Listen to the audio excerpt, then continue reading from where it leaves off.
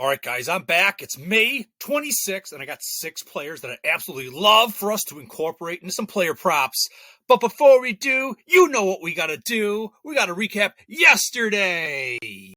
Bang, there we go. Oh, 4 for 4, baby, on the baseline prediction just to record a hit. I mean, you guys did the bare minimum. I mean, that's all we asked you to do, but you couldn't do any more to make it, whatever. So there you go, a perfect night. I hope you incorporated these players in some, player prop parlay, hit parlays. But as you know what I say, you're only as good as tomorrow. Today's over with. All right, recapping the season of the last 160 batters that I recommend on the channel just to record a hit. We correctly hit 120 of them and missed only on 40 of them for a 75% hit rate. And taking it one step further, where I explained some videos ago, some added criteria where I kind of weeded out some of the good pitchers and weeded out playing on some of the iffy batters. We increased, with this new criteria, we increased our hit rate to, we hit 58 of the last 69 for 84% winners in terms of players to record a hit. 58 wins, 11 misses, absolutely amazing. All right, guys, consider tipping, and I don't mean it that way. I don't want any money ever.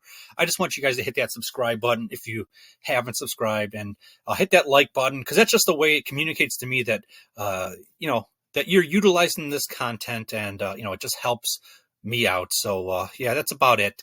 Let's get right to these 6 plays that I absolutely love. All right, all 6 of these players today, they all fit under that extra criteria where we're hitting at an 84% hit rate.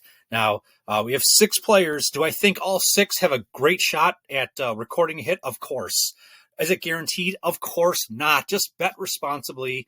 I know we've been on an absolute hot run all season long, but, I just want to make sure people's are their heads in the right place. Bet responsibly, and let's have some fun. Okay, let's get right to these 6 amazing opportunities. All right, the first matchup, Aaron Judge versus Joe Musgrove. When you look at Musgrove's pitch usage percentage, his top 3 balls he throws, they're basically 1A, 1B, and 1C, because he throws them pretty much the same percentage each, like within a 4%. The first one, though, the 4-seam fastball, he is not commanding that very well. He's giving that ball up at a .333 batting average. Not good. Aaron Judge, he's hit that at a pretty decent .254 rating. I'm actually a little surprised when I saw it, that he's hitting that low. But then I thought about it a little more, and I'm like, man, he's been on fire lately. But at the beginning of the season, he was just so cold. So this is his average over the course of the whole season. So he was so cold in the beginning of the season, his average must have been absolutely horrible. And he's been on fire right now. So when you average everything together, that's why it looks like such an average number. There you go. So I think he's more capable of more in the 300 range, and that's probably what he has been in the last 14 days, because in the last 14 days, he has almost a 300 batting average versus right-handed pitchers. So, I mean, that's all pitches, but I can almost bet you that that .254 rate is much higher in more the short term, which is more important. What are you doing lately is more important than what you did 60 games ago, right? So let's move on to the next ball. The 21% of the time, the curveball is thrown by Musgrove. He's commanding that really well. I mean, it's not amazing, but he's giving up a .235 batting average. And like I said, same thing with Judge right here, a .267 batting average. That's not horrible. It's not great. It probably is better, like I said, for the same reasons why I thought the 4-seam fastball at .254 is probably better currently what he's doing. And then you move on to the last pitch. 20% the cutter. Musgrove is giving that up at a .400 batting average, and Judge loves that one. He's crushing it at a .500 rate on the season. So I think this is a really good opportunity.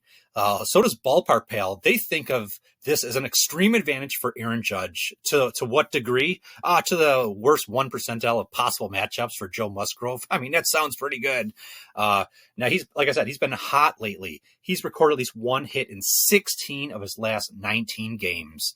When you look at his barrel rate, which measures how well you hit the barrel of the ball, or how well you hit the ball with the bat. otherwise known as contact, if I can get that out. He is in the elite range at 28.4%.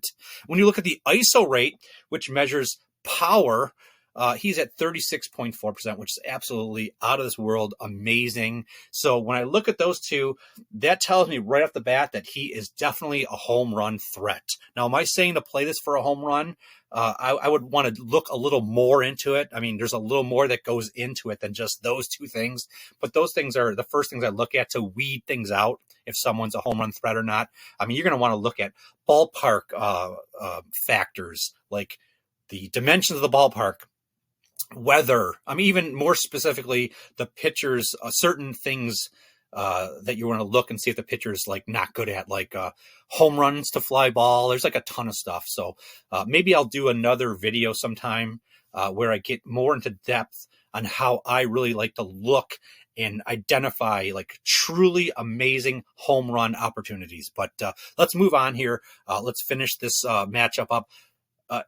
Aaron Judge has the power for extra bases. Obviously, the ISO rate is insanely high. It's absolutely amazing. But so like the over 1.5 total bases is definitely in play with him. But as always, the baseline prediction is just to record a hit. All right, next matchup, same game versus same pitcher. This time, Juan Soto versus Joe Musgrove. And we've already talked about the pitch usage and how Musgrove doesn't command the four-seam fastball very well. He gives it up at a 333 rate. And what does Juan Soto do? He crushes it at a 357 batting average. Absolutely love it. He's killing the curveball at a 313 rate and the cutter at a 250 batting average. I think this is a great opportunity also. Ballpark Pal thinks so also. Because they have this listed as an extreme advantage for Juan Soto. Juan Soto represents the worst 2 percentile of possible matchups for Joe Musgrove. Juan Soto has at least one hit in 22 of his last 29 games. And when you just look at just the last 14 days, Soto has a 297 batting average versus right-handed pitchers. His barrel rate is in the elite range at 20.1%. His ISO rate is in the elite range at 33.1%. So that makes him also a home run threat. And I won't get into the reasons why I would not just necessarily blindly play him for a home run. I like to look at some other things, like I told you before. He has the power for extra bases.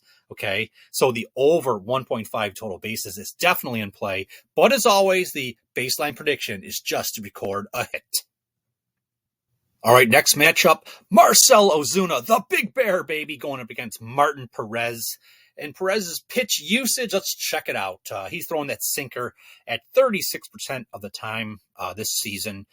It's a solid, a 247 batting average. So I would say that's an average that says maybe one hit for the game. I mean, when you get 4 at bats and if you're giving up basically a 250 batting average, it's one hit out of every 4, right? So hopefully that means Marcell Ozuna is going to get a hit today, baby, because he's crushing the sinker at a 359 batting average on the season. When you move to the second most pitch at 26%, the cutter, Perez is not handling that or not commanding that very well. He's giving that ball up at a 367 batting average. Absolutely horrible.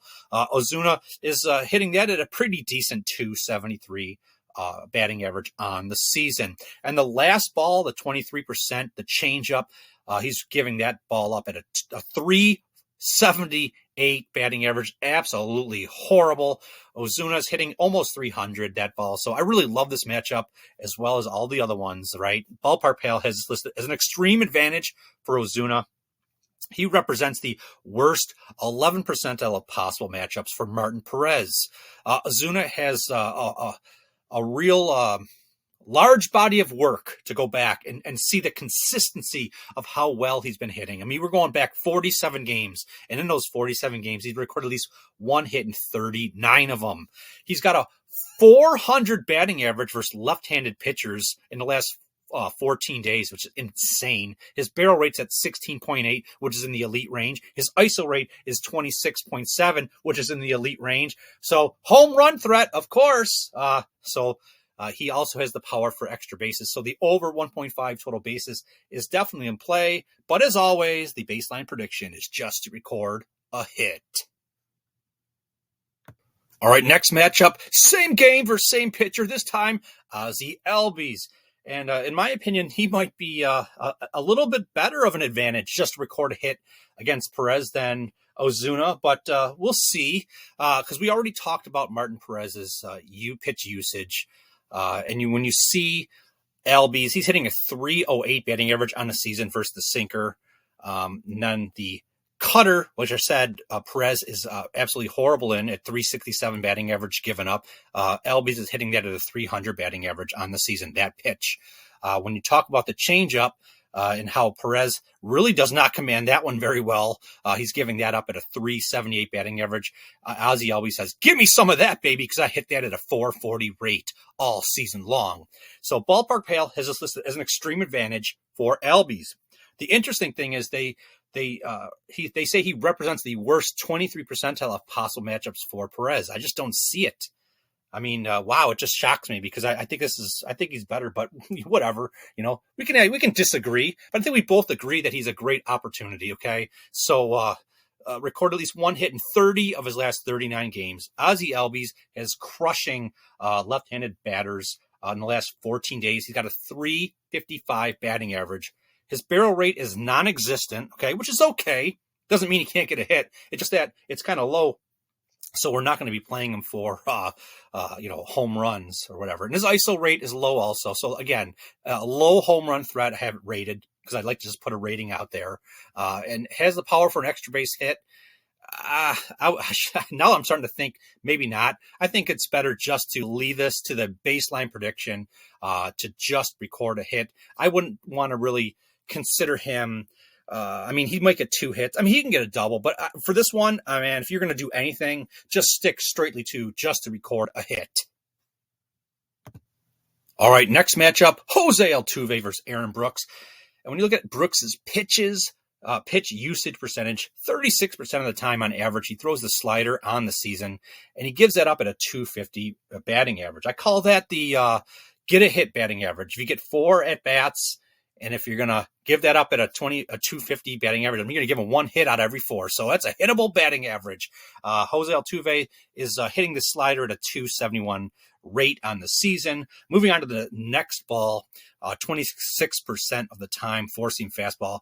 Brooks is not very good, giving that up at a 500 batting average. And Jose Altuve says, I love the four-seam fastball. It's my favorite pitch. I hit it at 364 batting average. So moving on to the last pitch, well, there you go. Brooks is good at one of them. He commands that one at a 200 batting average. He only throws it about 23% of the time, the sinker. And Altuve says, you can throw that too, because I love that one too. I hit that one at a 316 batting average. Ballpark Pal has this listed as an extreme advantage for Altuve. Altuve represents the worst 10 percentile of possible matchups for Aaron Brooks. Altuve is hot, and it's not over a small sample size. It's over the whole season, basically. He's recorded at least 1 hit in 40 of the last 50 games. Just in the last 14 games, he has a 294 batting average versus right-handed pitcher, so he is hot right now. And the barrel rate is a little low. The ISO rate's a little low, and that's fine. That does not have anything to do with recording a hit. That just kind of tells you that he's a low home run threat. And extra bases or the over 1.5 total bases, I still think is in play. He's that type of player because he's the kind of player that when you expect, or you don't expect anybody, but when you close your eyes and you envision him playing a game, he gets multiple hits above average relative to other players. I don't know if that came out too smooth, but you think of him as someone who gets multiple hips. Are you kidding me? Hits. The other day he got 3 of them. So I hope he didn't use them up all the other day, because can you get 2 of them for today? But we'll see. Like I said, I only need one of them from you. Baseline prediction is just record a hit. All right, next matchup, same game for same pitcher. This time, Kyle Tucker. Do you ever hear of him? I think he's pretty good. So let's look. We already know about Brooks's pitch usage. We just talked about it. The slider, his number 1 pitch. Kyle Tucker's crushing that at a 357 batting average on the season. The four-seam fastball that Aaron Brooks has a little bit of trouble. We'll just say a little bit. Has a lot of trouble. He throws it at a 500 batting average. Kyle Tucker kills that at a 324 batting average. And then, the sinker, Tucker says, I do all right. A 276 batting average on that pitch all season long. Ballpark Pal has this listed as an extreme advantage for Kyle Tucker. They have him listed as the worst 2 percentile of possible matchups for Aaron Brooks. Tucker, he's been hot. You know it. He's in the running for the MVP, right? So he's recorded at least one hit in 25 of his last 32 games. And in the last 14 days, he's crushing right-handed pitchers to the tune of a 329 batting average. His barrel rate is right up there in the almost excellent range. It's there. His ISO rate is out of this world. I mean, 44%. Oh my gosh. So, he is a home run threat. He has the power for extra base hits, right? The over 1.5 total bases would be in play. But as always, you know it. The baseline prediction is just record a hit. All right, that's it. My 6 favorite players for today for us to incorporate into whatever, hit parlays or what have you. Like I said, all of them, baseline prediction, just to record a hit. We'll leave it there, and I'll talk to you guys tomorrow.